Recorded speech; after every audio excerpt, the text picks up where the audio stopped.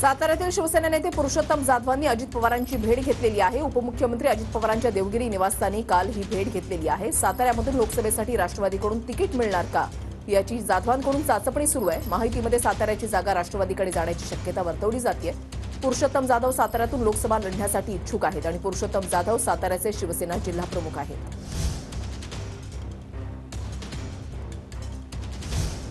तर आता विजय शिवतारे मुख्यमंत्री शिंदेच्या भेटीसाठी वर्षावर पोहोचलेले आहेत। बारामती लोकसभेसंदर्भातील भूमिका शिवतारे बदलणार का याकडे सर्वांचं लक्ष लागलंय। मुख्यमंत्री शिंदेंकडून शिवतारेंची समजूत काढण्याचा प्रयत्न होणार आहे अशी माहिती मिळतेय।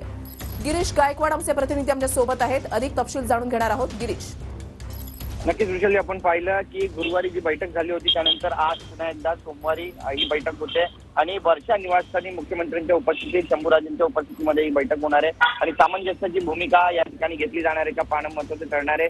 पुन्हा एकदा विजय शिवतारे यांना वर्षावर बोलावून आलेला आहे आणि काही वेळातच आपण पाहतोय की बैठकीला सुद्धा सुरुवात होईल आणि शिवतारेंच्या टोकाच्या भूमिकेमुळे महायुती धर्मावरती प्रश्नचिन्ह उपस्थित होत आहेत अशी जी टीका आहे ती वारंवार महायुतीतलेच नेते करतायत विजय शिवतारे। त्यामुळे आता नेमकी काय भूमिका घेणार आहे पाहणं महत्त्वाचं ठरणार आहे। बारामतीतून अपक्ष लढण्यावर ते आजही ठाम असल्याची सूत्रांची माहिती आहे। त्यामुळे आपण पाहतोय की गुरुवारी मुख्यमंत्री त्यांना 6 तास होऊनही भेटले नव्हते आणि अखेर नांदजवन इथे विजय शिवतारे यांना शक्ती प्रदर्शन करावं लागलं। आज पुन्हा वर्षावर बैठक होणार आहे। या बैठकीत पुन्हा शिवतारे यांना समज देण्यात येईल अशी सुद्धा माहिती आहे। शिवतारेंनी न एकदाच पक्षाकडून शिस्तभंगाची कारवाई सुद्धा त्यांच्यावर केली जाऊ शकते, याला त्यांना सामोरं जावं लागू शकतं। त्यामुळे अत्यंत महत्त्वाचा आजचा दिवस आहे आणि एक पेच प्रसंग या ठिकाणी निर्माण होण्याची शक्यता सुद्धा नाकारता येत नाहीये। शिवतारे माघार घेणार का पाहणं महत्त्वाचं ठरणार आहे। काहीतरी तोडगा यावर नेमकी निघणार आहे अशी माहिती येते सूत्रांकडून मिळते। कारण स्वतः मुख्यमंत्री आणि तिथले जे नेते आहेत शंभूराजे देसाई ते सुद्धा या बैठकीमध्ये उपस्थित असणार आहे